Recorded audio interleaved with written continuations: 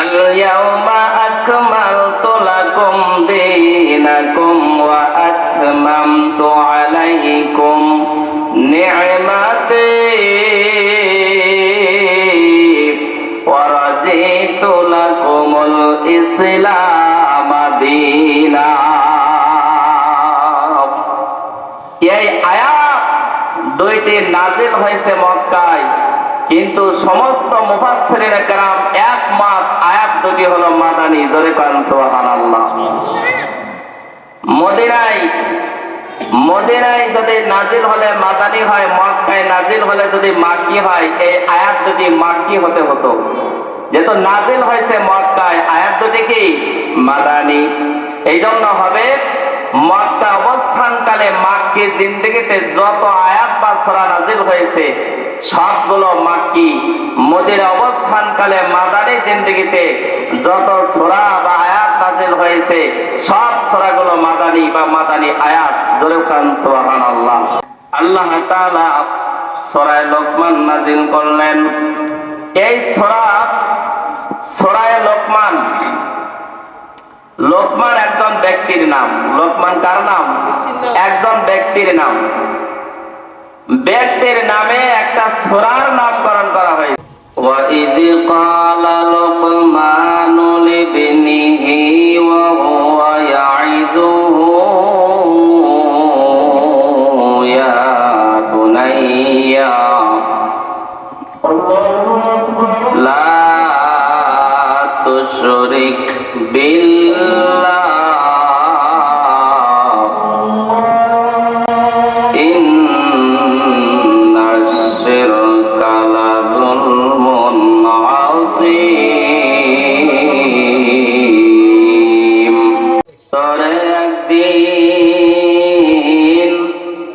তোরে একদিন ভুলবে আপনজন রে মন, তুই মরিলে কান্দিবে কয়জন ওরে মন, তুই মরিলে কান্দিবে কয়জন। লা ইলাহা ইল্লাল্লাহ। জোরে লা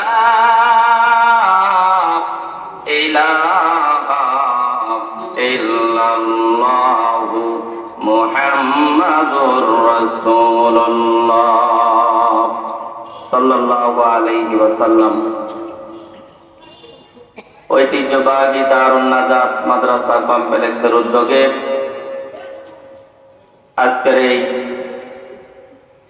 বার্ষিক তাফসীরুল কোরআন মাহফিলের অত্যন্ত সম্মানিত শ্রদ্ধাভাজন সভাপতি, প্রধান অতিথি, বিশেষ অতিথি সহ দেগার হযরত উলামায়ে কেরাম, মুরব্বিয়ানে আওয়াম, যুবক ভাইরা,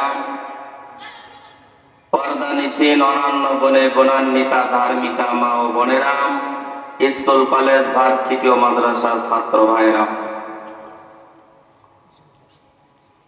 আসুন সর্বাগ্রে সর্বপ্রথমে মহান তাবারাকা ওয়া তাআলার আলিশান দরবারে ইলাহিতে শুকরিয়া জ্ঞাপন করি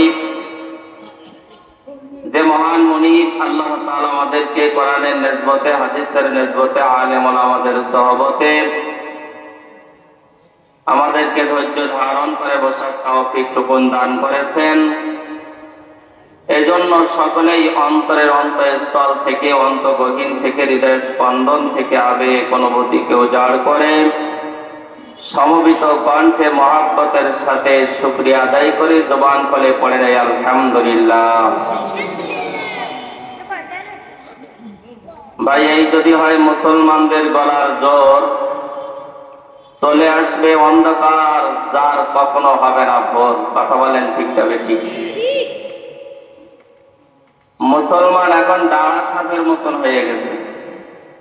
ডাঁড়া সাপের বিষ সম্পর্কে সকলেরই জানা, এই জন্য বিষয়টা একদম পানি পানা। কথা বলেন ঠিক তবে ঠিক। বানর সাপ দেখলে মানুষ ভয় পায়, ডাঁড়া সাপরে কেউ ভয় পায় না। এই জন্য সকাল সাজে বিজাতিরা মুসলমানদেরকে কই মাছের মতো ভাজে। কথা বলেন ঠিক তবে ঠিক। কিন্তু মনে রাখতে হবে, এই মুসলমান জাতি খালেদ বিন ওয়ালিদের উত্তরসূরি, ঠিক তবে ঠিক। আবু বকর রাদিয়াল্লাহু তাআলা আনহুর উত্তরসূরি, হযরতে খাব্বাব খবায়েব রাদিয়াল্লাহু তাআলা আনহুর উত্তরসূরি। এই মুসলমানদের ইতিহাস তো সেই ইতিহাস যারা রমজান মাসের সময় সারাদিন না খাওয়া অবস্থায় যুদ্ধ করেছেন বীর বিক্রমে। যে সময় বদরের প্রান্তরে 313 জন মুজাহিদ বাহিনী নিরস্ত্র অশ্বরে উৎসরে ছিল না, মাত্র 2-1টা কাফের বেঈমানরা সশস্ত্র বাহিনী হাজার। মুসলমানরা এমন বীর বিক্রমে জিহাদ করেছেন, যুদ্ধ করেছেন, কাফের বেঈমানরা বকরি ছাগলের পালের মতো পালায় যেতে বাধ্য হয়েছে, ঠিক তবে ঠিক বলেন। আমরা তো সেই জাতি, সেই মুসলমান। এই জন্য উচ্চ আওয়াজে উচ্চ কণ্ঠে আল্লাহ শুকরিয়া আদায় করবো, মহাব্বতের সাথে বলি আলহামদুলিল্লাহ। লোক সংখ্যা যদি কম হয়, আল্লাহ তাআলা ওই জায়গাটা আল্লাহ রহমতের ফেরেশতা দ্বারা ভরপুর করিয়া দেয়। বদরের প্রান্তরে সাহাবায়ে কেরাম ছিলেন কম, সাহাবায়ে কেরাম ছিলেন কম। বদরের প্রান্তের তরে আল্লাহ তাআলা বলেন কাফের বেঈমান যেহেতু বেশি, সাহাবায়ে কেরাম ভয় পেয়ে যাবেন। এই জন্য আল্লাহ তাআলা বললেন যাক বেশি দরকার নাই, 5000 ফেরেশতা নাযিল করে দিলাম। সুবহানাল্লাহ। ওরা আসছে 1000, সাহাবায়ে কেরামের সাথে ফেরেশতা নামায় দিয়েছেন আল্লাহ 5000। সংখ্যা কম না বেশি? মজমায় যদি লোক কম হয়, তাফসীরের কিতাবের মধ্যে আসছে ওই জায়গাটা আল্লাহ তাআলা আসমান থেকে ফেরেশতা দিয়ে ভরপুর করে দেয়। সুবহানাল্লাহ। এই জন্য আমাদের সংখ্যা কম না বেশি? আরো জোরে বলুন, সংখ্যা কম না বেশি? আল্লাহ পাক রব্বুল আলামিন আমি আপনাদের সামনে পবিত্র কুরআনুল কারীমের 21 নম্বর পারার 31 নম্বর সূরা, সূরা লোকমানের 13 নম্বর আয়াতে কারিমা আমি আপনাদের সামনে তেলাওয়াত করেছি। এই সূরা লোকমান সূরাটা হলো মাক্কি সূরা। মোট আয়াতের সংখ্যা হলো 34টি, রুকুর সংখ্যা হলো 4টি। আমি আপনাদের সামনে 13 নম্বর আয়াতে কারিমা তেলাওয়াত করেছি। আমি আপনাদের কাছে জানতে চাই মাক্কি আয়াত বা মাক্কি সূরা, মাদানী আয়াত বা মাদানী সূরা কাকে বলা হয়? কে বলতে পারবেন?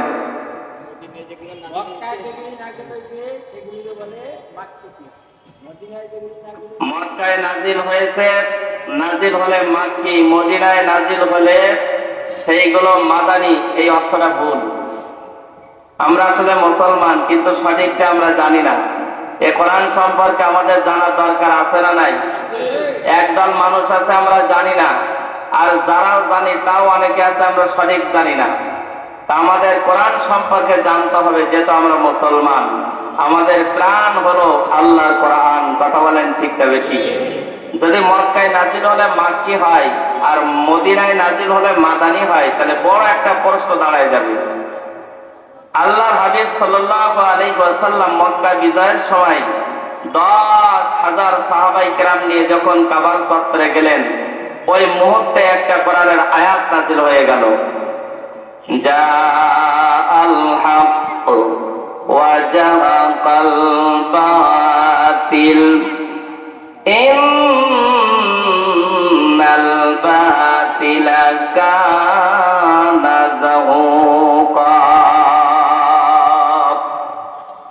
এখান থেকে আল্লাহর নবী যখন আরাফার ময়দানে গেছেন বিদায় হজের ভাষণের সময়, আরাফার ময়দানের মধ্যে একখানা কোরআনের আয়াত নাযিল হয়ে গেল, আল ইয়াউমা আকমালতু লাকুম দীনাকুম ওয়া আতমামতু আলাইকুম নি'মাতি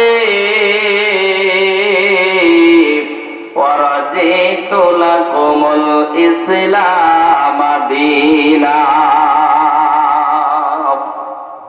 এই আয়াত দুইটি নাযিল হয়েছে মক্কায়, কিন্তু সমস্ত মুফাসসিরিনে কেরাম একমত আয়াত দুটি হলো মাদানী। জোরে কান সুবহানাল্লাহ।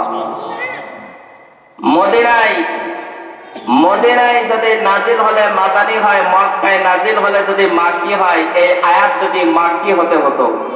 যেহেতু নাজিল হয়েছে মক্কায়, আয়াত দুটি কি মাদানী, এই জন্য হবে মক্কা অবস্থানকালে মাক্কি জিন্দেগিতে যত আয়াত বা সূরা নাজিল হয়েছে সবগুলো মাক্কি। মদিনা অবস্থানকালে মাদানী জিন্দেগিতে যত সূরা বা আয়াত নাজিল হয়েছে সব সূরাগুলো মাদানী বা মাদানী আয়াত। জোরে কান সুবহানাল্লাহ। আমি যে আয়াতে কারিমা তেলাওয়াত করেছি সর্বসম্মতিক্রমে আয়াতটা হলো মাক্কি আয়াত। জোরে কান সুবহানাল্লাহ। বন্ধুগণ আমার খুব খেয়াল করবেন, তাফসীরে আলোচনা ডাইরেক্টভাবে তাকাবেন না। আল্লাহ তাআলা সূরা লোকমান নাযিল করলেন। এই সূরা লোকমান, লোকমান একজন ব্যক্তির নাম। লোকমান কার নাম? একজন ব্যক্তির নাম। ব্যক্তির নামে একটা সূরার নামকরণ করা হয়েছে। ডাইরেক্ট আয়াতের মধ্যেও তার নাম আছে। দেখা গেছে তিনি তার সন্তানদেরকে যে নসিহতগুলি করেছেন, আল্লাহ তাআলা সেই নসিহতগুলোকে কোরআনের আয়াত বানায়া বিশ্ব নবীর কাছে তা প্রেরণ করেছে। সুবহানাল্লাহ।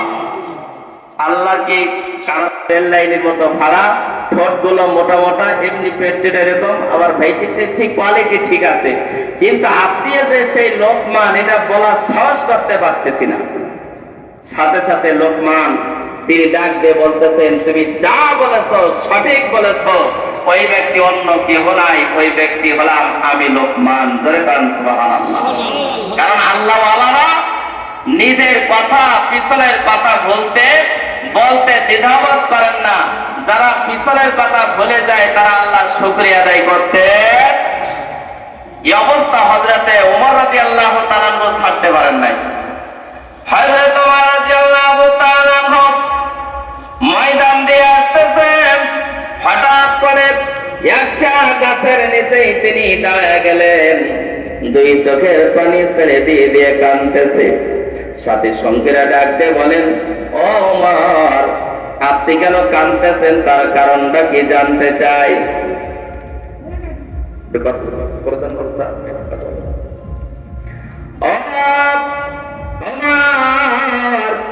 আপনি কেন কাঁদতেছেন? তার কারণ কি? হযরত ওমর রাদিয়াল্লাহু তাআলা বলেন, আমি ছিলাম এই ময়দানের রাখাল। আমি কি ছিলাম? আমি ছিলাম এই ময়দানের রাখাল। আমি উট চড়াইতাম, দুম্বা চড়াইতাম, মহিষ ভেড়া দুম্বা চড়াইতাম। আমি ওমরের কোনো সম্মান ছিল না, কোনো ইজ্জত ছিল না। কিন্তু আমি ইসলাম গ্রহণ করার পর আমি ওমর এখন আর উট দুম্বার রাখাল নয়, আমি এখন ভেড়া মহিষের রাখাল নয়, আমি এখন ওমর ইসলামের দ্বিতীয় খলিফা। আমি ওমরের হাতের আঙ্গুলের ইশারায় অর্ধেক পৃথিবী পরিচালিত হয়। বন্ধুগণ আমার, উনি যখন বললেন আপনি কি সেই লোকমান? বলে হ্যাঁ আমি লোকমান। সাথে সাথে আল্লাহর বান্দা ডাক দিয়ে বলতেছে, লোকমান শোনো, তাহলে তুমি আমাকে একটা সিদ্ধান্ত দাও। আমি এখনো পর্যন্ত বকরি ছাগলের রাখাল থেকে গেলাম, আমি এখনো সেই বকরি ছাগলের রাখাল থাকলাম। আর লোকমান, তোমার সম্মান এত উপরে কেন? এত মর্যাদা উপরে কি কারণে গেল একটু যদি বলতে। হযরত লোকমান বলেন, আমি 9টা গুণের কারণে আল্লাহ আমারে সম্মানিত করছে। একটু চিৎকার দিয়ে বলুন তো কয়টা গুণ? আরো জোরে বলুন কয়টা? আরো জোরে কয়টা? আরো জোরে কয়টা? আমি 9টা গুণের কারণে আমার আল্লাহ তাআলা সম্মান দান করেছেন। ও রাখাল, তুমি শুনিয়া রাখো, এই 9টা গুণ যদি তুমি অর্জন করো, দুনিয়া আখিরাতে আল্লাহ তোমারও সম্মান বৃদ্ধি করে দেবে। গুণ কয়টা বলেন? কয়টা? 9টা। এই 9টা গুণ যদি আপনি মানেন, তাফসীরে মারকুল কোরআনের হাসিয়ার মধ্যে আসছে রে বাবা, এই 9টা গুণ কিয়ামত পর্যন্ত কোন মানুষের ভিতরে যদি পাওয়া যায়, ওই ব্যক্তিকেও আল্লাহ লোকমানের মতো সম্মানিত করে দেবে। 9টা খুব খেয়াল করবেন। 1 নাম্বার গুণ, এক নাম্বার গুণ, হযরত লোকমান বলেন তুমি যদি আমার মতো সম্মানিত হতে চাও তাহলে 9টা গুণ অর্জন করা লাগবে। তার ভিতরে এক নাম্বার গুণ হলো তোমার চক্ষুর নজরকে তুমি নিম্নগামী করে দাও। এক নাম্বার, চোখ কি করতে হবে? নিম্নগামী করতে হবে, ডাইনে বামে তাকানো যাবে না। আল্লাহ কুরআনুল কারীমের ভিতরে আল্লাহ তাআলা সেই কথা তুলে ধরেছেন, কুল ইয়া মুমিনিনা ইয়াগুদ্দু মিন আবসারিহিম ওয়া ইয়াহফাযু ফুরুজাহুম। আল্লাহ পাক রব্বুল আলামিন বলেন, এ দুনিয়ার মুমিন পুরুষ তোমরা শুনিয়ে রাখো, তোমাদের চক্ষুকে তোমরা নিম্নগামী করে দাও আর লজ্জাস্থানকে হেফাজত করো। বলেন না, চক্ষু কি করবে? নিম্নগামী করে দেবে আর লজ্জাস্থানের হেফাজত করবে। মা বোনদের ব্যাপারে, মহিলাদের ব্যাপারেও আমার আল্লাহ তার পরবর্তী আয়াতের মধ্যে বলেছেন, ওয়াকুল লিল মুমিনাতি ইয়াগুদ্দুনা মিন আবসারিহিন্না ওয়া ইয়াহফাজনা ফুরুজাহুন্না। মহিলাদের ব্যাপারেও বলেন, তোমরা যারা নারীরা তোমরাও তোমাদের চক্ষুকে নিম্নগামী করে দাও। আজকে যদি কোরআনের এই একটা আয়াত যদি আমরা পুরুষরা মানতাম, মহিলারাও মানতাম, পুরুষরাও ডাইনে বামে তাকাবে না, নারীরাও ডাইনে বামে তাকাবে না, সকলে নিম্নগামী করে, চক্ষু নিম্নগামী করে চলবে। খোদার কসম দিয়ে বলে, এই একটা হাতের উপরে নারী পুরুষ যদি আমল করে দেয়, তারপরের দিন থেকে এই দেশের মধ্যে কোন মহিলা ইফতিজিন আর ধর্ষণের শিকার হবে না। কথা বলেন ঠিক তবে ঠিক। কারণ ধর্ষণের শুরু হলো দর্শন দিয়ে। দর্শন মানে দেখা, শুরু হয় দর্শন, লাস্টে কি ধর্ষণ। এই জন্য আল্লাহ বলেন, নিম্নগামী করে দাও, তোমার চক্ষুকে তুমি হেফাজত করো। মুমিনা পুরুষ এবং মুমিনা নারী তোমরা উভয় চক্ষুকে নিম্নগামী করে দাও, ডাইনে বামে তাকাইবা না, চক্ষুকে নিম্নগামী করে দাও। আজকে যদি চক্ষুকে হেফাজত করে, এই দেশের মধ্যে আর কোন ব্যক্তি ইফতিজার ধর্ষণের শিকার হবে না। ঠিক তবে ঠিক। আমার বর্তমান বাংলাদেশের অবস্থা, 4 বছরের কন্যা শিশু সন্তান থেকে আরম্ভ করিয়া 80 বছরের বৃদ্ধা মহিলা পর্যন্ত ধর্ষণের হাত থেকে মুক্তি পায় নাই। ঠিক তবে ঠিক। এ কথা বলেন ঠিক তবে ঠিক। 4 বছরের মেয়ে থেকে শুরু করে 80 বছরের মহিলা পর্যন্ত ধর্ষণের একটি জিনিস শিকার হচ্ছে। হয় নাই? বাংলাদেশে হয় নাই? কথা বলেন, হয়েছে কি হয় নাই? আমাদের একটু সমস্যা আছে। আপনারা শিক্ষিত সচেতন মুসলমান, কথার জবাব দেবেন। 80 বছরের নারকেল গাছে ঘেরা দেওয়া লাগবে না সারা নারকেল গাছে ঘেরা দেওয়া লাগবে? কথা বলেন। ছোট সারা গাছে ঘেরা দেওয়া লাগবে, কারণ ছোট গাছ যেন ছাগলে না খায়, গরুতে না খায়। কথা বলেন ঠিক তবে ঠিক। 80 বছরের নারকেল গাছে গরু আর ছাগলে তো ওখানে পাতা খাইতে পারবে না। কথা বলেন ঠিক তবে ঠিক। শিক্ষিত সচেতন মুসলমান আপনারা ভালোভাবে চিন্তা ফিকির করে জবাব দেবেন। এখন বর্তমান সময়ে আমার নানি আর দাদি, বুড়ি আর বুড়ি, দুই বুড়ি, চোখেও দেখে না, চশমা লাগায় দেখতে পায়, হাতের মধ্যে লাঠি আছে। ওই নানি আর দাদি বোরকা পরিধান করিয়া নিকাবটা ফেলা হাঁটিয়া যায়, আর ওই দাদি আর নানির রাহাবাড়ি করে ষোড়শী কন্যা যুবতীর নাতি। ঠিক তবে ঠিক। পর্দা করার দরকার কার, আর করতেছে কেরা? পর্দা করবে যুবতী যে চারা গাছ, মাত্র 12-13 বছর, 15 বছর, 17 বছরের মেয়েরা, তারাই দরজা খুলে হাঁটতেছে, আর দাদি আর নানি দাঁড় নড়তেছে। এখানে তো আর পর্দা করলো যা না করলো তাই। কথা বলেন ঠিক তবে ঠিক। আমরা উল্টো চলতেছি, ধর্ষণ হবে না তো হবে না কি করে? ভাইজান আমার হযরত লোকমান বলেন, এক নাম্বার হলো চক্ষুকে নিম্নগামী মেহরবানি করে দাও, চক্ষুকে হেফাজত করো, পর্দা করে চলো। আমার আল্লাহ পাক রব্বুল আলামিন সূরা আহজাবের ভিতরে আল্লাহ তাআলা বলেন, ওয়া করনা ফি বুয়ুতিকুন্না ওয়ালা তাবাররাজনা তাবাররাজাল জাহিলিয়াতিল উলা। বলেন আল্লাহু আকবার। আর জোরে বলেন আল্লাহু আকবার। ওয়া করনা ফি বুয়ুতিকুন্না, মহিলারা তোমরা ঘরে থাকো। মহিলারা কোথায় থাকবে? আর একটু হাত ইশারা করে বলুন, মহিলারা কোথায় থাকবে? আরো জোরে বলেন, মহিলারা কোথায় থাকবে? মহিলারা ঘরে থাকবে। এই আয়াতকে কেন্দ্র করে অনেক নাস্তিক মুরতাদ বেঈমানরা এই আয়াতের ব্যাপারে প্রশ্ন উত্থাপিত করে, মেয়েরা কেন ঘরে থাকবে? ঘর কি মহিলাদের বন্দিশালা নাকি?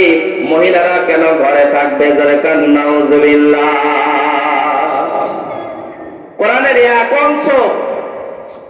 অংশের তরজমা আর এক অংশের তরজমাবাদ।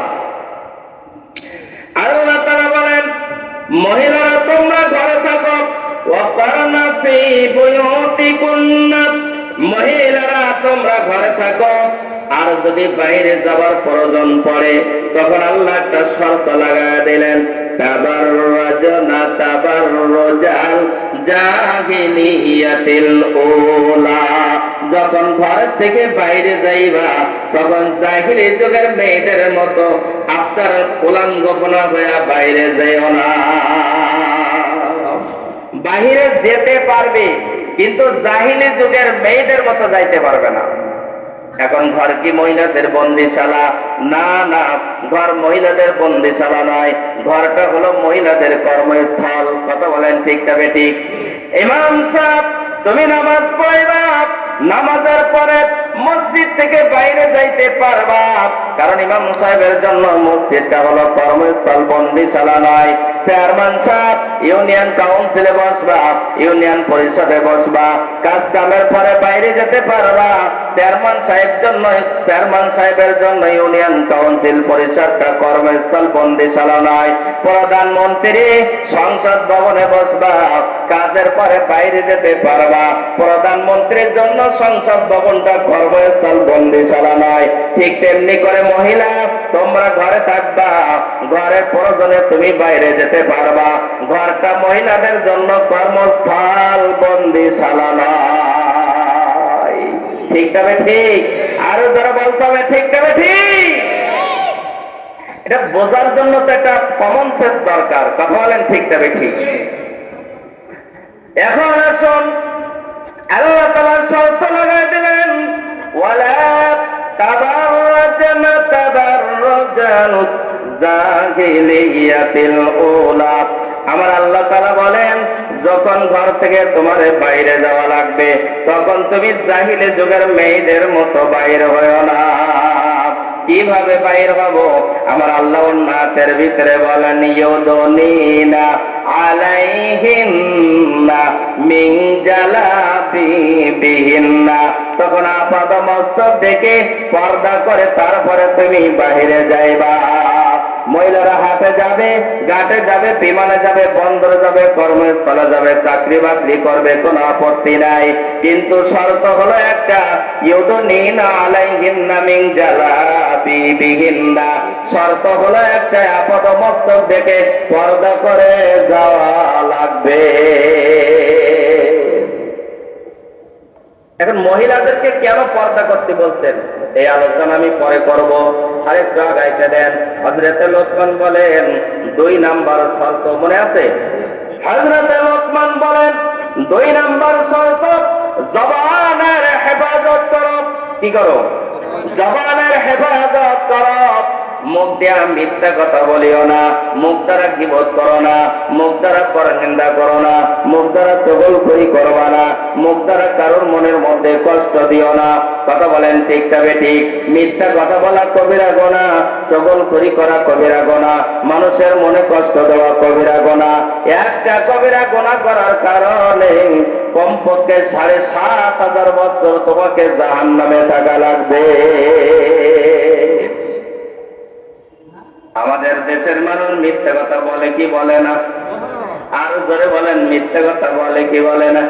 চগলখড়ি করে কি করে না? সমালোচনা করে কি করে না?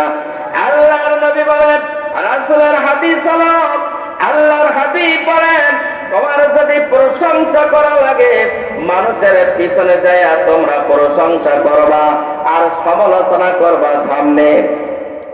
আমাদের কি তাই হয়? আমাদের সমালোচনা হয় পিছনে বাজান, আর যত প্রশংসা হয় সামনে। আর যদি ইমাম সাহেব হয় তাহলে তার কোনো কথাই নাই, একবার ও ইমাম সাহেবের কি করছে না করছে সব আলোচনা সমালোচনা করতে করতে ইমাম সাহেব অন্যায় করছে মাসের 1 তারিখে, ইমাম সাহেবের কানে যায় মাসের 30 তারিখে। কথা কোন ঠিক তবে ঠিক? অথচ 1 তারিখে যদি তথ্য কানে যেত ইমাম সাহেব পরিবর্তন হতো। ঠিক তবে ঠিক বলেন? হুজুর বলেন তোমার সমালোচনা করতে হলে সামনে করো, রাসূলের হাদিস। মিথ্যা কথা বলো না। শুধু তাই নয়, মিথ্যা কথা বললে, গীবত করলে, জগলখড়ি করলে, মানুষের মনে কষ্ট দিলে মুখটা অপবিত্র হয়ে যায়। কি হয়ে যায়? আল্লাহ হযরত আলী রাদিয়াল্লাহু তাআলা আনহু বলেন, জারাহাতু সিনানে লাহায়ার দিয়াম ওয়ালা ইয়ালতামু মা জারাহাল লিসান। কোন ব্যক্তির যদি অস্ত্র দিয়ে আঘাত করা হয় সেই অস্ত্রের ধার দাগ একসময় মিলে গেলেও যাইতে পারে। কথা দ্বারা যদি কারো অন্তরে কষ্ট দেওয়া হয়, হযরত আলী রাদিয়াল্লাহু তাআলা আনহু বলেন, এই অন্তরের ধাগ কখনো মুছে যায় না। কথা ঠিক করে ঠিক? এই জন্য মানুষের মনে কষ্ট দেওয়া যাবে। হযরত লোকমান বলেন, তুমি মিথ্যা কথা বলবা না, গীবত করবা না, পরনিন্দা করবা না, মুখটা নাপাক করবা না, এই মুখ দ্বারা অন্যায় কোনো নাপাক জিনিস তুমি খাইবা না।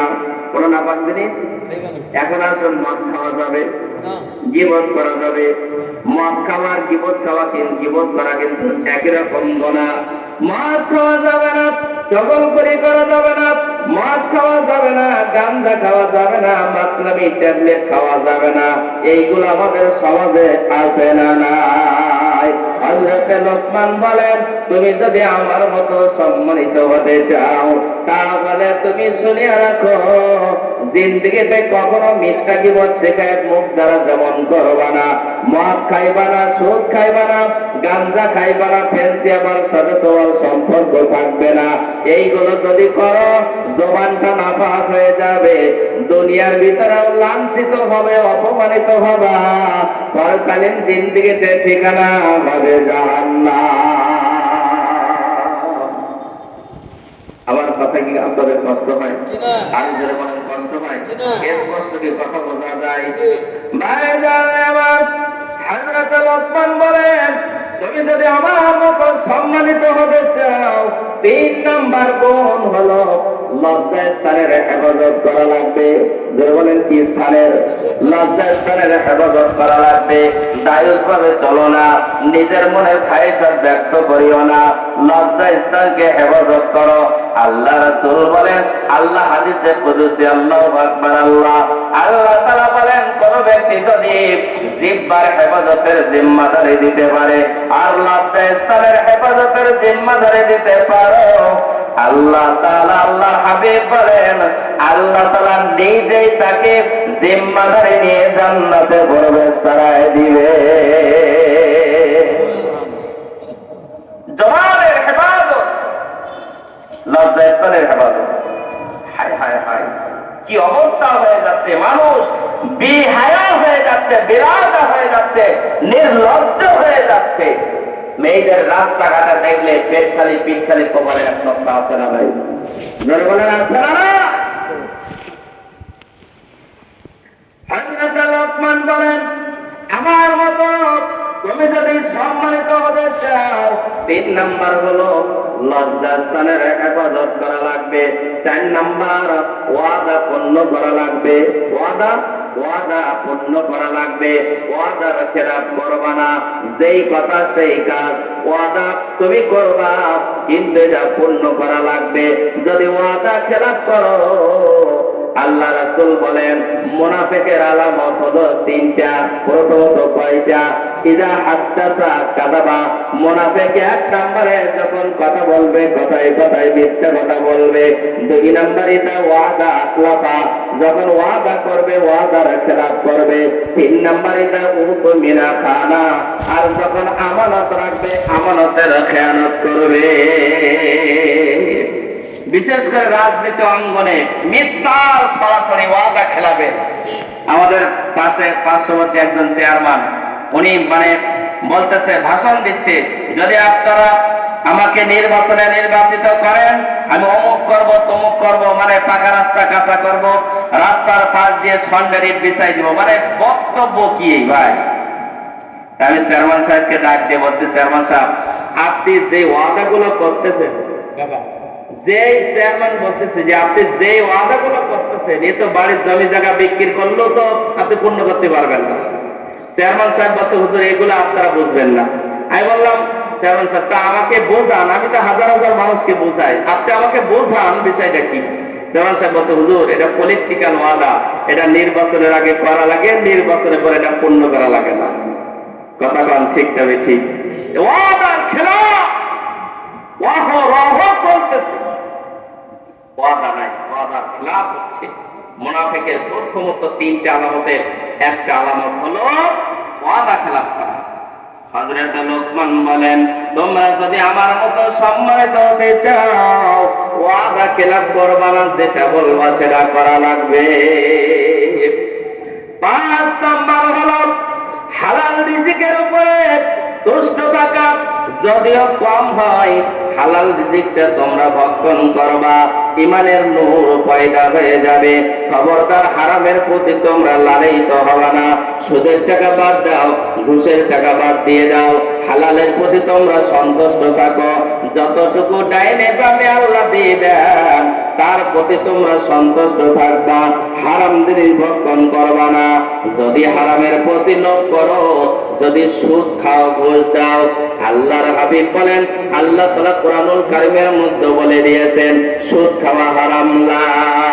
আল্লাহ রাসূল বলেন, লা ইয়াদখুলুল জান্নাতা জাসাদুন গুযিয়া বিল হারাম, হারাম ভক্ষণকৃত শরীর আল্লাহর জান্নাতে যাবে না।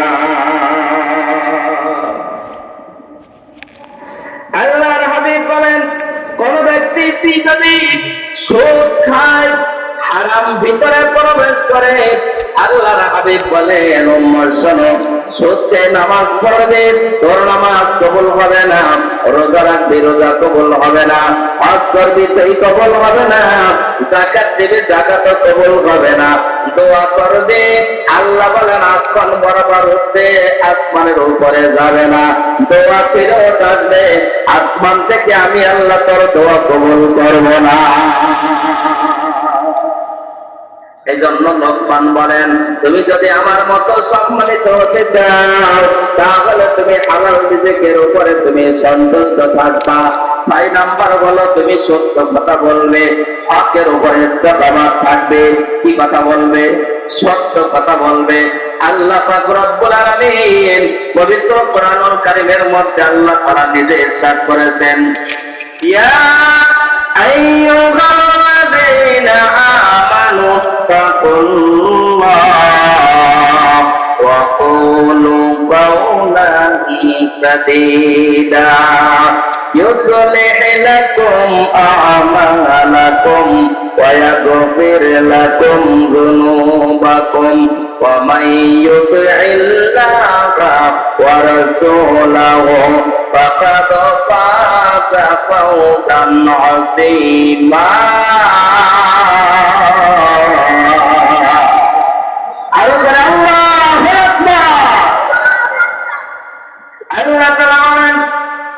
ইয়া আইয়ুহাল্লাযীনা আমানু তাকুল্লাহ, আল্লাহ তাআলা বলেন, হে ঈমানদার, আল্লাহ তাআলাকে ভয় করো। ঈমানদার কাদেরকে ভয় করবে?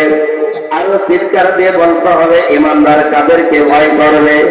আরো জোরে বলুন, কাদেরকে ভয় করবে? ঈমানদার আল্লাহ তাআলাকে ভয় করো। ওয়া কুলু কাওলান সাদীদা, আর তুমি সত্য কথা বলো। এই দুইটা কাজ যদি করে দিতে পারো, আমার আল্লাহ আসমান থেকে ডাক দিয়ে বলে, বান্দা শোনো, তোমার ইউসলিহ লাকুম আমালাকুম ওয়া ইয়াগফির লাকুম যুনুবাকুম। আমি আল্লাহ আসমান থেকে তোমার দুইটা কাজ করে দেব। ইউসলিহ লাকুম আমালাকুম, তোমার আমলের ভিতরে ত্রুটি বিচ্যুতি যা হয়েছে আমি আল্লাহ ক্ষমা করে দেব। 2 নাম্বার, ওয়া ইয়াগফির লাকুম যুনুবাকুম, আর তোমার জীবনের সমস্ত গুনাহ আমি আল্লাহ ক্ষমা করে দেব। কাজ করতে হবে কয়টা? 1 নাম্বার আল্লাহর ভয়, 2 নাম্বার সত্য কথা বলা। সত্য কথা, যদি আপনি ফাঁসির কাছে দাঁড়ান না কেন, তারপর আপনাকে সত্য কথা বলা লাগবে। সত্য কথা বলা লাগবে। হকের উপরে ইস্তেকামত থাকতে রাজি আছেন? আরো জোরে বলেন, রাজি আছেন? আরো জোরে বলেন, রাজি আছেন? জীবন চলে যাবে, কিন্তু সত্যের বাহিরে যাওয়া যাবে না। সত্যের পক্ষে আপনাকে থাকা লাগবে।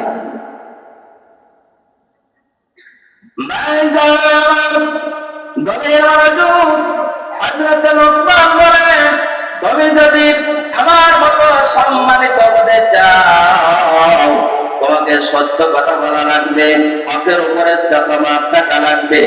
আল্লাহু আকবার। আল্লাহ, আমার আল্লাহ তাআলা ডাকতে বলেন, ইন্নাল্লাযীনা ক্বালু রাব্বুনাল্লাহ, ইন্নাল্লাযীনা ক্বালু রাব্বুনাল্লাহু সুম্মা ইসতাকামু তাতানাজ্জালু আলাইহিমুল মালাইকা। যারা চিৎকার দিয়ে বলুন আল্লাহু আকবার। ইন্নাল্লাযীনা, নিশ্চয় যারা, ক্বালু, যারা বলবে আমার রব হলো আল্লাহ। চিৎকার দিয়ে বলুন আমাদের রব কে? আরো জোরে বলুন আমাদের রব কে? আল্লাহ আমার রব, সেই রবই আমার সব। আল্লাহ আমার রব, সেই রবি আমার সব। দামে দামে তন মনে তারের অনুভব, দামে দামে তন মনে তারের অনুভব। ঠিক না বেটি? যারা বলবে আমাদের আল্লাহ, সম্মান তাকামো, তার উপরে ইস্তেকামত থাকবে, তার মৃত্যুর সময় নাজিল হয়ে যাবে ফেরেশতা, তাতানাজ্জালু আলাইহিমুল মালাইকা, নাজিল হয়ে যাবে তার উপরে রহমতের ফেরেশতা। ফেরেশতারা উভয় দিবে, তাকে সান্ত্বনা দিবে আর বলবে, আল্লাহ তাকাবো, বান্দা তোর কোনো ভয় নাই, ওয়ালা তাহজানু, তোমার কোনো পেরেশানি নাই, ওয়া বশিরু বিল জান্নাহ, শুভ সংবাদ গ্রহণ করা আল্লাহর জান্নাতে। ইন কুনতুম তুআদুন, যে জান্নাত দেওয়ার সুসংবাদ দিয়েছেন আমার আল্লাহ। আল্লাহ তাআলা বলেন, ওয়া মান ইউতি'আল্লাহা ওয়া রাসূলাহু, আল্লাহ এবং তার রাসূলের বাতলানো পথে চলা লাগবে। কার রাস্তায়? আল্লাহ এবং আল্লাহ রাসূলের পথে চলা লাগবে। আল্লাহর নবীকে যদি কোন ব্যক্তি কটূক্তি করে, নবীজিকে যদি ব্যঙ্গচিত্র করে, নবীজিকে যদি গালি দেয়, মুসলমান, সত্যের পথে তোমাকে টিকে থাকার জন্য বুকের তাজা রক্তকে ফিলিং করে দেবে, তার প্রতিশোধ নিতে হবে। কথা বলেন ঠিক না বেঠি? নবী মর পরশমণি, নবী মর পরশমণি, নবী মর সোনার খনি, নবী নাম জপে যে সেই কত জাহারের ধ্বনি। বলেন না, নবী মর পরশমণি, নবী মর সোনার খনি, নবী নাম জপে যে সেই কত জাহারের ধ্বনি। চিৎকার দিয়ে বলুন, নবী মর পরশমণি, নবী মর সোনার খনি, নবী নাম জপে যে সেই কত জাহারের ধ্বনি। যে নামের সরবারিয়া পাখি জাগা গলিয়া, যে নামের সরবারিয়া পাখি জাগা গলিয়া, যে নামের মজনু বলো, যে নামের মজনু বলো, মাওলায় আমার কাদের ধ্বনি। নবী মোর পরশমণি, নবী মোর সোনার খনি, নবী নাম জপে যে জন সেই তত জাহানের ধনী। নবীর পক্ষে থাকতে রাজি আছি না নাই? আরো জনগণ আছে না নাই? কাদিয়ানীরা যদি বলে যে আমাদের নবী শ্রেষ্ঠ গোলাম মোহাম্মদ কাদিয়ানী, মানা যাবে? এই গোলাম মোহাম্মদ কাদিয়ানীর দল কাফের। জয় বলেন কি? কাফের কাফের কাদিয়ানী। আরো জোরে বলতে হবে, কাফের কাফের কাদিয়ানী। নবীর পরে নবী নয়, সংসদ আইন চাই। এই কাদিয়ানীদেরকে কাফের ঘোষণা করা লাগবে। ঠিক করে বলেন। নবী হলো আমাদের ঈমান। নবী আমাদের কি? একটু বলুন না। আমার নবী দয়ার নবী গো, আপনি নবী আমার জীবনের জীবন। ভাই তো হয় না, তো বাড়ানো যায় না, আসছে না রে ভাই। আমার বলেন, আমার নবী দয়ার নবী জি, আপনি নবী আমার জীবনের জীবন। বলাটা ভালো লাগবে ইনশাআল্লাহ। নবীর প্রেমে পাগল হওয়া, জান্নাতে যাওয়ার, কিয়ামতের ময়দানে মুক্তির একমাত্র পথ হলো আমাদের নবী। ঠিক না ঠিক বলেন? আমার নবী দয়ার নবী গো, আপনি নবী আমার জীবনের জীবন। আপনি নবী আমার জীবন সাথী, অন্ধকার কাপড়ের বাতি, দিবেন দেখা জীবনে এতবার। আল্লাহ নবী দয়ার নবী গো, আপনি নবী আমার জীবনের জীবন। আল্লাহ নবী দয়ার নবী গো, আপনি নবী আমার জীবনের জীবন। কিয়ামতের ওই কঠিন দিনে ইয়া নাফসি নাফসি বলিবে, আপনি সারা কে করিবে পার। নবীকে না পার করার কেউ আছে নাকি? এটা হাত ইশারা দিয়ে বলেন, নবী ছাড়া কেউ আছে নাকি? আল্লাহর নবী আমাদের বন্ধু। নবী সম্পর্কে আল্লাহর নবী বলেন, লা ইউমিনু আহাদুকুম হাত্তা আকুনা আহাব্বা ইলাইহি মিন ওয়ালিদিহি ওয়া ওয়ালাদিহি ওয়ান নাসি আজমাইন। আল্লাহর নবী বলেন, উম্মত সালাম, তোমার মা বাবা তোমার জীবনের থেকে যদি আমি নবীকে বেশি মহব্বত না করে বা উম্মত, তুমি ততক্ষণ কামেল ইমানদার মুমিন হতে পারবে না। ইমানদারই হতে পারবে না যদি নবীর মহব্বত ভালোবাসা না থাকে। কথা বলেন ঠিক না ঠিক? হযরত লোকমান বলেন, তুমি আমার মতো যদি সম্মানিত হতে চাও, তাহলে তোমাকে হকের উপরে থাকা লাগবে, সত্যের উপরে থাকা লাগবে। 7 নম্বর হলো মেহমানদারি করা। কথা কি মনে আছে? আপনাদের কি খারাপ লাগতেছে? একটা আওয়াজ করে বলুন, খারাপ লাগে? 7 নাম্বার লাইন ঠিক আছে না? কথা ঠিক আছে না? হযরত লোকমান বলেন, তুমি যদি আমার মতো সম্মানিত হতে চাও, 7 নাম্বার হলো মেহমানদারি করা লাগবে। একটু আওয়াজ করে বলুন না, কি করা লাগবে? আপনাদের শরীয়ত পরের মানুষ মাশাআল্লাহ মেহমানদারিতে 1 নম্বর করে দেন, সুবহানাল্লাহ। কিছু না বললেন মেহমানদারি ঠিক আছে, কথা কোন ঠিক না? যেই খাওয়া মাশাআল্লাহ শরীয়ত অভাব নাই। আর ইলিশ, যে তাজা ইলিশ আপনারা খাইতেছেন, এটা নসিব লাগে। ঠিক না ঠিক বলেন? আমরা বরফ দেওয়া মাছ তাও পাই না, বরিশালে মাছ পাই, এই মাছ পাই না। এটা আপনাদের একটা নসিব, স্বভাব ভালো। ভাইজান আমার গভীর মনোযোগ।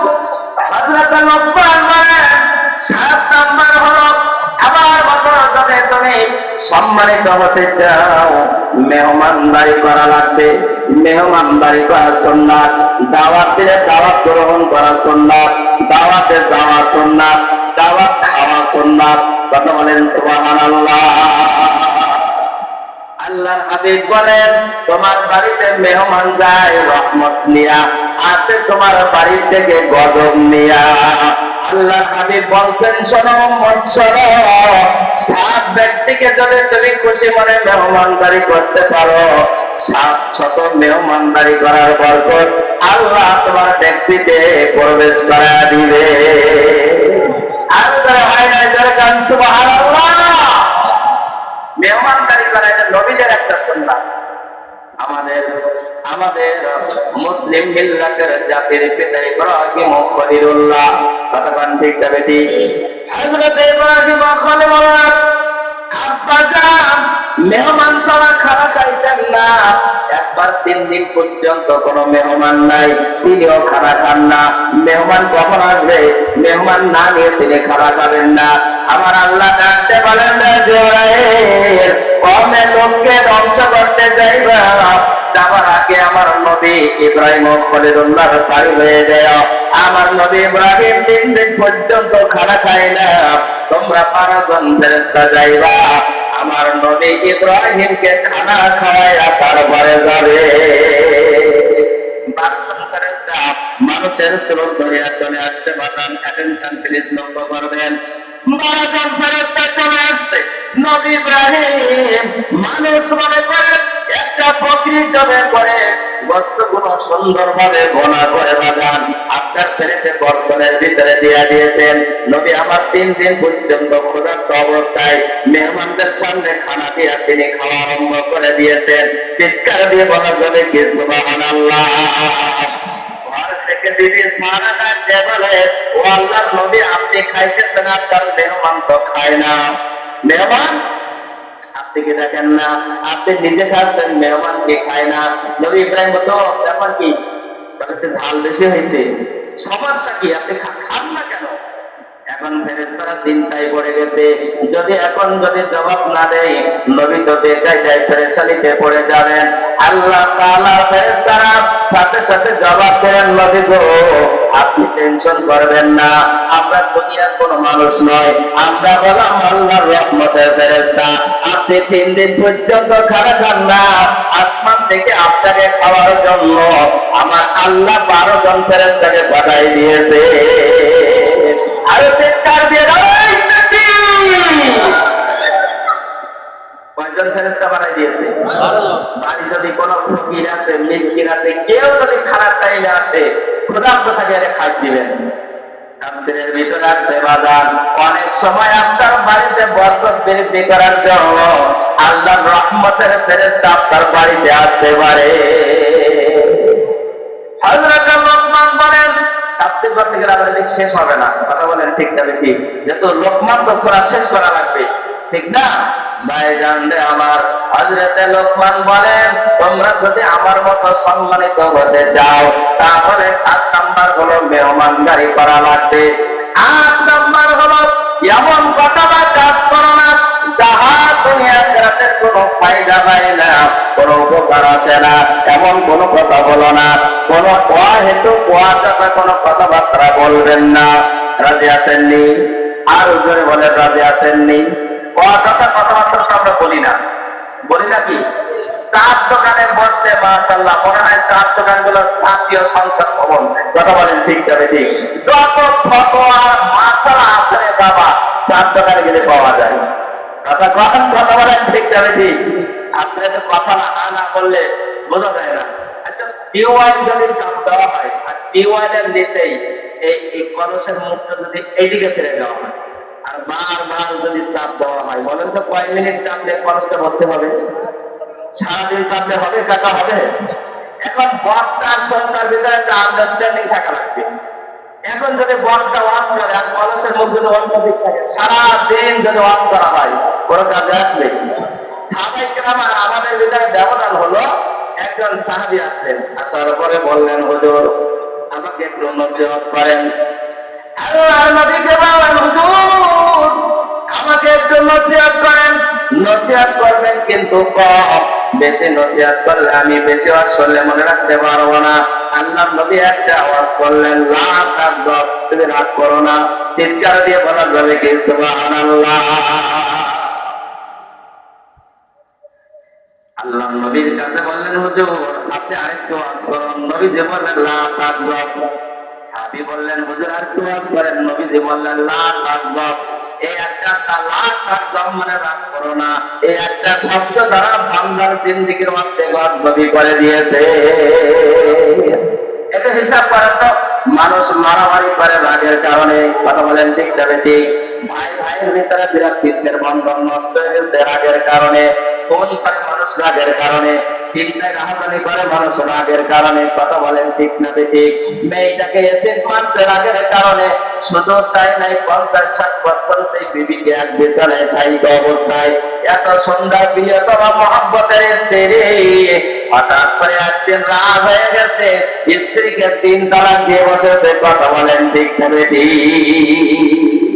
অনেকে যে বলে হুজুর রাগ করে তালাক দিচ্ছে, তালাক হবে? আচ্ছা ভাই, আজ পর্যন্ত কোন ব্যক্তি হাসতে হাসতে আনন্দ করে কোন তালাক দিচ্ছে কোন একটা রিপোর্ট দিতে পারবে? যে শরীয়তপুরের থেকে ল্যাংসা রসমালাই দিয়ে আনছে, লাল রঙের কাপড় কিনে আনছে, মাথার মধ্যে একটা সুন্দর টপ দিয়া, মিষ্টি জলটাতে পান দিয়া, বর মুখের মধ্যে দিয়া বলতেছে, প্রিয়তমা বেবি তোমার আমি ভালোবাসি, যাক তাই অনেকদিন সংসার করেছি, তোমার 3 তালাক। এমন ঘটনা কখনো হয়েছে? কথা বলেন হয়েছে? রাগের কারণে মানুষ তালাক দেয়। নবীজি বলেন রাগ করো না। অর্ধেক যদি হিসাব করে দেখবেন মানুষের মাথা দিয়া জিন্দিগির অর্ধেক নবীজি করে ফেলছে। আমাদের কথা আমরা ওয়াজ করি বেশি, শুনি বেশি, আমল করি কম। সাহাবাইকেরা ওয়াজ করতেন কম, আমল করতেন বেশি। কথাটা ঠিক যাবে ঠিক? এই জন্য ফায়দা পাইতেন বেশি। ভাইজান আমার খবরদার আমার দিকে লক্ষ্য করবেন। আবার দেখেন, হাঁটতে গেলে যদি হাতে বুকে হাত বাঁধেন, কথা যাবে? হাঁটতে গেলে একটু হাত বানাওয়া করা লাগে, কথা কন না? গাছে উঠতে, মাশাআল্লাহ, গাছে উঠতেছেন, পিছন থেকে একটু ধাক্কা দিলে সহজে উঠতে পারে। কথা বলেন ঠিক যাবে ঠিক? বক্তা যখন ওয়াজ করে আর শ্রোতা যখন কথা বলে, বক্তার ওই কায়দায় হয়। ঠিক যাবে ঠিক? হযরত লোকমান বলেন, তুমি যদি আমার মতো সম্মানিত হতে চাও, 9 নাম্বার গুণ হলো প্রতিবেশীর খোঁজ খবর নেওয়া লাগবে। আল্লাহর নবী বলেন, প্রতিবেশীর খোঁজ খবর যারা নেয় না, যারা প্রতিবেশীর খোঁজ খবর রাখে না, নিজে পেট ভর্তি করে খায়া ঘুমায়, আর বাড়ির আশেপাশে মানুষগুলা, প্রতিবেশীর মানুষগুলা ক্ষুধার্ত অবস্থায় ঘুমায়। এই অবস্থায় যদি ঘুমায় যায়, এমন কোন আমল নাই, ওই ব্যক্তি জান্নাতে যাইতে পারে। কোরআনের আয়াতের দিকে লক্ষ্য করবেন ভাইজান, খুব খেয়াল করবেন। জান্নাতের ব্যক্তি যখন জান্নাতে চলে যাবে, জাহান্নামীরা যখন জাহান্নামের দিকে চলে যাবে, হঠাৎ করে একজন ব্যক্তি আব্দুর রহমান তার মনে পড়বে, আমি তো শরীয়তপুর জেলার সখীপুর বাজারের একজন দোকানদার ছিলাম, আমার পাশের ভিতর পাশে একটা ভাই ছিল, ও আমার সাথে দোকানদারি করতো, একই দোকানে চা খাইতাম, আজান হলে আমি মসজিদে যাইতাম নামাজ পড়ার জন্য, আমার ওই ভাইটা নামাজে যাইতো না, আমি রান্না বান্না করে পাশের বাড়িতে তরকারি পাঠাইতাম, গরিব এতিম মিসকিনকে খাইতে দিতাম, আমার ওই ভাইকে ওই ভাই খাইতে দিত না। এখন জান্নাতের মধ্যে তারা তো সাক্ষাৎ পাওয়া যায় না। আল্লাহ আমার ওই ভাইয়ের একটু সাক্ষাৎ দিয়ে দাও, আমি তার জিজ্ঞাসা করবো ভাইজান কোথায় আছে। আল্লাহ তাআলা ডাকতে বলবেন, ও আব্দুর রহমান, তোমার বন্ধু নামাজ পড়ে নাই, ইবাদত বন্দি করে নাই, ফয়সালা হয়েছে, জাহান্নামে চলে গেছে। বলে আমার মনে শান্তি হবে না, আমি একটু তার সাথে কথা বলতে চাই। জাহান্নামী আর জান্নাতি ব্যক্তিদের মুখোমুখি করে দিবেন, আল্লাহ তাআলা নূরের 70,000 পর্দা উঠাই দেবেন। এরপরে ওই জান্নাতি ব্যক্তি জাহান্নামী ব্যক্তিদেরকে সম্বোধন করে ডাকতে বলবে, ভাই একসাথে ব্যবসা করতাম, একসাথে চা খাইতাম, আমি নামাজ পড়তাম, তুমি পড়তে না, বলো তো দেখি আমি জান্নাতে আসলাম, তুমি জাহান্নামে গেলে কোন কারণে একটু বলবা। আল্লাহর বান্দা ডাক দিয়ে বলবে, আল্লাহ তাআলা সেই কি বলবে সেটাও কোরআনুল কারীমের মধ্যে আমার আল্লাহ তাআলা উঠাই দিয়েছে। আল্লাহ তাআলা সেটাই বলে দিয়েছেন। ওই জাহান্নামী ব্যক্তি তখন জবাব দিয়ে বলবে, কালো লাম নাকু মিনাল মুসাল্লিন।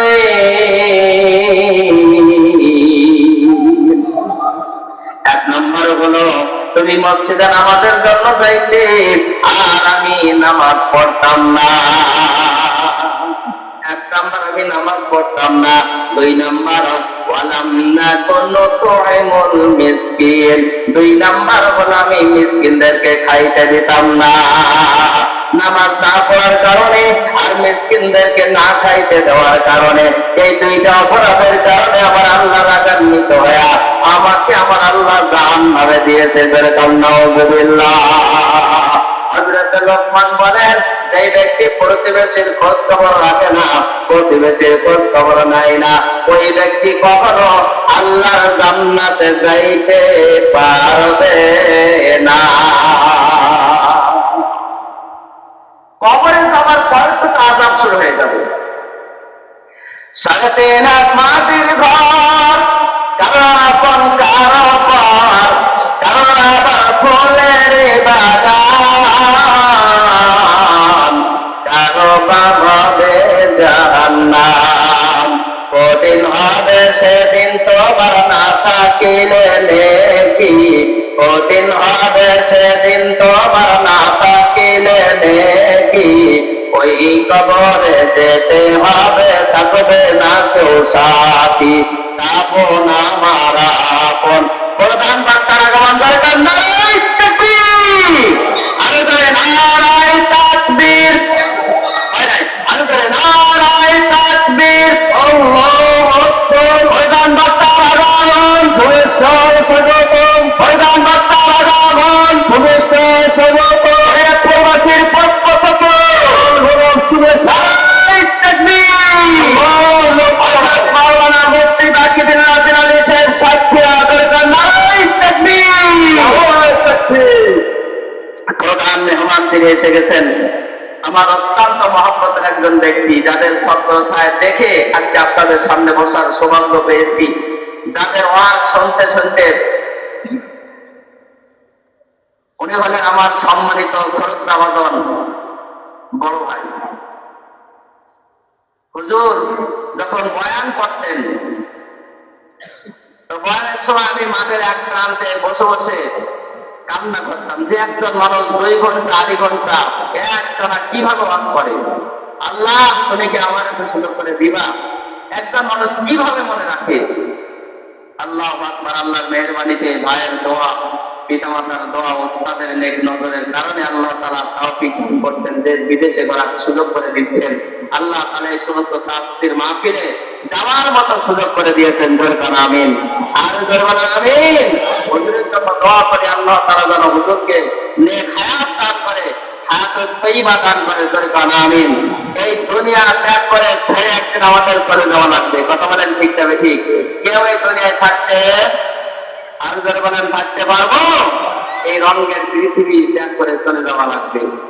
রঙের পৃথিবী ছাড়িতে হইবে, একটু বলেন না, রঙের পৃথিবী ছাড়িতে হইবে, সাদের দেহ মাটিতে খাইবে, শূন্য হবে জিন্দেগানি, তার লাগিয়া এত মায়া, এত চোখের পানি রে মন, তার লাগিয়া এত মায়া, এত চোখের পানি। ঠিক আছে। সন্ধ্যা হলে নদীতে বেলা, সন্ধ্যা হবে ঘরের মেলা, সন্ধ্যা হলে নদীতে বেলা, সন্ধ্যা হবে ঘরের মেলা। কেহ বা দেবে আখেরি গসল, কেহ বা দেবে আখেরি গসল, কেহ বা আনবে আতরদানি, কার লাগিয়া এত মায়া, এত চোখের পানি রে মন, কার লাগিয়া এত মায়া, এত চোখের পানি। কবরের চিন্তা করবেন, আখিরাতের চিন্তা করবেন, আল্লাহ তাআলাকে এক বলে মেনে আপনার হায়াত মত যাই হোক আল্লাহ তাআলা যেটা লিপিবদ্ধ করে রেখেছেন তার বাইরে কিছুই হবে না। ঠিক তবে ঠিক আল্লাহ তাআলার প্রতি আস্থা ভরসা বিশ্বাস রাখবে, যেখানে যাবেন আসলে সুন্নাহ মেনে চলবেন, বিপদে আপদে বালা মুসিবতে পড়বেন না। যেখানে বিপদ আসবে বালা মুসিবত আসবে হেফাজতকারীকে আরো ধরে বলতে হবে কে? আল্লাহ তাআলা হেফাজত করবেন। এই জন্য যেহেতু প্রধান মেহমান তিনি এসে গেছেন, প্রধান বক্তা প্রাণ খোলা আলোচনা করবেন, অনেক দূর দূরান্তের পথ সফর করে এসেছেন।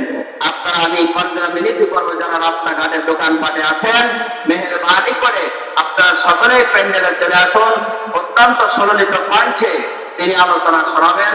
আমি আমার অসম্পূর্ণ আলোচনা আমি এখানে ইতি করলাম। আমার জন্য দোয়া করবেন, আল্লাহ তাআলা যেন কবুল করেন।